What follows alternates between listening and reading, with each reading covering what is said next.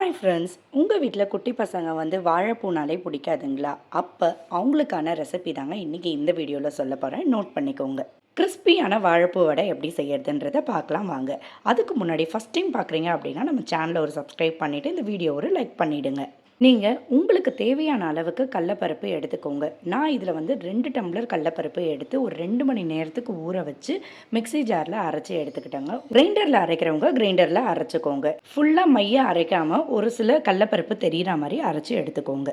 வாழைப்பூனாலே உடம்புக்கு ரொம்ப நல்லதுங்க. அதுவும் இது போல் வடைலாம் செஞ்சு சாப்பிடும்போது குழந்தைங்களுக்கும் ரொம்ப விருப்பப்பட்டு அவங்களும் ரொம்ப விரும்பி சாப்பிடுவாங்க. இப்போ அரைச்ச மாவை ஒரு பாத்திரத்தில் வச்சுக்கிட்டு உங்களுக்கு தேவையான காரம் அளவுக்கு பச்சை மிளகாவை ஆட் பண்ணிக்கோங்க.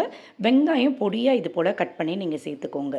உங்களுக்கு தேவையான அளவுக்கு வெங்காயம் நீங்கள் சேர்த்துக்கோங்க. வாழைப்பூ உங்களுக்கு நிறைய வேணும் அப்படின்னா நீங்கள் ஆட் பண்ணிக்கலாங்க. தண்ணியில் வாழைப்பூவை இந்த மாதிரி பொடியாக நறுக்கி போடும்போது நீங்கள் கொஞ்சமாக அதில் தயிர் சேர்த்துக்கோங்க. அப்போ உங்களுக்கு கலர் மாறாமல் இருக்கும். நான் 3 கைப்பிடி அளவுக்கு வாழைப்பூ எடுத்துக்கிட்டேங்க. அதை இது போல் பொடியாக நறுக்கி நீங்கள் சேர்த்துக்கோங்க. அப்போ தான் நமக்கு டேஸ்ட்டுக்கு ரொம்பவே சுவையாக இருக்கும். இப்போ தேவையான அளவுக்கு உப்பு சேர்த்துக்கோங்க. ஒரு மிக்ஸி ஜாரில் சோம்பு 1 டேபிள் ஸ்பூன் அளவுக்கு, பூண்டு 1 பூண்டு முழு பூண்டு சேர்த்துருக்கேன். இஞ்சி ஒரு 2 துண்டு அளவுக்கு சேர்த்து நல்லா மிக்ஸி ஜாரில் அரைச்சி எடுத்துக்கோங்க. இந்த 3 இன்க்ரீடியன்ஸை நீங்கள் உங்களோட கிறிஸ்பி கடலப்பருப்பு வடையில் நீங்கள் சேர்க்கும் போது உங்களுக்கு ரோட்டு கடையில் சாப்பிட்ற மாதிரி வடை டேஸ்ட்டு ரொம்ப சூப்பராக இருக்குங்க. மறக்காமல் இந்த 3 இன்க்ரீடியன்ஸை உங்களோட வடையில் நீங்கள் சேர்த்துக்கோங்க. இது எல்லாம் சேர்த்துட்டு கொஞ்சமாக நீங்கள் ஜீரணத்துக்கு வெங்காயம் 2 செட்டிக்கு ஆட் பண்ணிக்கோங்க. கூடவே கருவேப்பிலை கொஞ்சமாக ஆட் பண்ணிக்கோங்க. எல்லாத்தையும் ஆட் பண்ணிவிட்டு நல்லா மிக்ஸ் பண்ணிக்கோங்க. உங்கள் கையிலே போட்டு நல்லா மிக்ஸ் பண்ணிக்கோங்க.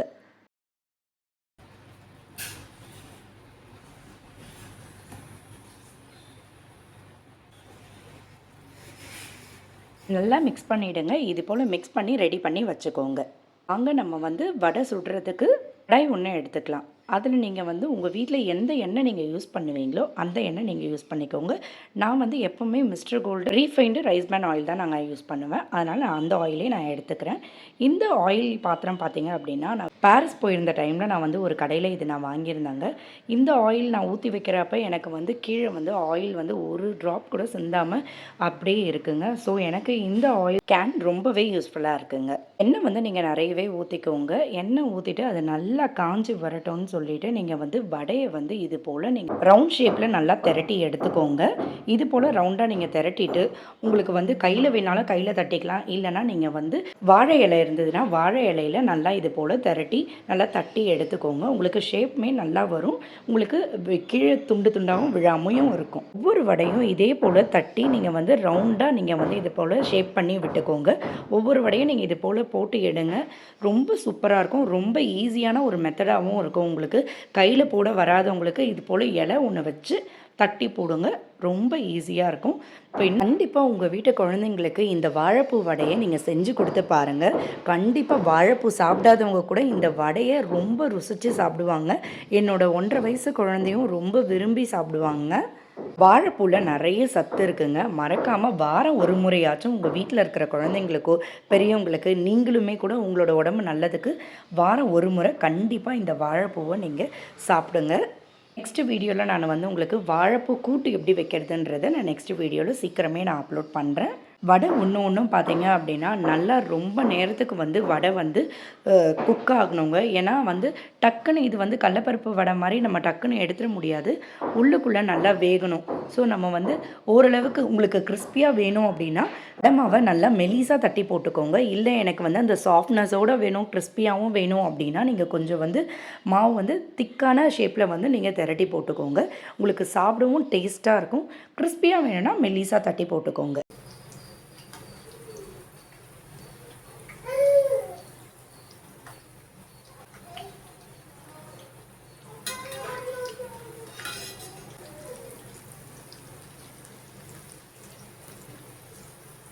ஃப்ளேம் எப்போவுமே ஸ்லோவில் வைக்காமல், ஏன்னா நீங்கள் ஃபுல்லுலேயே வச்சு தாங்க பண்ணணும். ஸ்லோவில் வைக்கும் போது நமக்கு வடைலாம் எண்ணெய் குடிச்சிடும். ஸோ ஃபுல் ஃப்ளேமில் வச்சு அடிக்கடிக்கு இது போல் திருப்பி திருப்பி விட்டுட்டே இருங்க.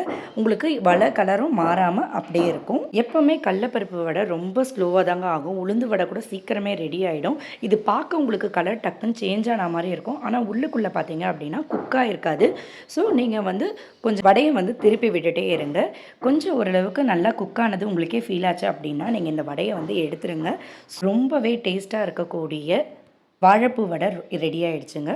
இது உங்களோட குழந்தைங்களுக்கு மறக்காமல் வாரம் ஒரு முறை செஞ்சு கொடுங்க. ஏன்னா வாழைப்பூ அவ்வளோ உடம்புக்கு நல்லது. ஸோ நீங்களும் உங்களோட ஹெல்த்தை பார்த்து நல்லபடியாக இதை சாப்பிடுங்க வீட்டில். வாழைப்பூ வடை தான் சாப்பிட்ணுன்னு இல்லை, வாழைப்பூ கூட்டு கூட வச்சு சாப்பிட்லாம். நெக்ஸ்ட்டு வர வீடியோவில் நான் வாழைப்பூ கூட்டு எப்படி செய்யறதுன்றதை கண்டிப்பாக நான் சீக்கிரமே அப்லோட் பண்ணிடுறேன். ரொம்பவே கிறிஸ்பியாக இருக்குங்க, ரொம்ப டேஸ்டியாகவும் இருக்கும். வடை பாருங்கள். இந்த வாழைப்பூ வடையை உங்கள் வீட்டில் நீங்கள் கண்டிப்பாக ட்ரை பண்ணிவிட்டு எப்படி இருந்துச்சுன்னு கமெண்ட்டில் சொல்லுங்கள். இந்த கிறிஸ்பியான வாழைப்பூ வடை வீடியோ உங்களுக்கு ரொம்பவே பிடிச்சிருக்கு அப்படின்னா நம்ம சேனலை ஒரு சப்ஸ்கிரைப் பண்ணிக்கோங்க. நெக்ஸ்ட் வீடியோவில் நான் சூப்பரான ஒரு ரெசிபியோடு நான் பார்க்குறேன். Thank you, bye bye.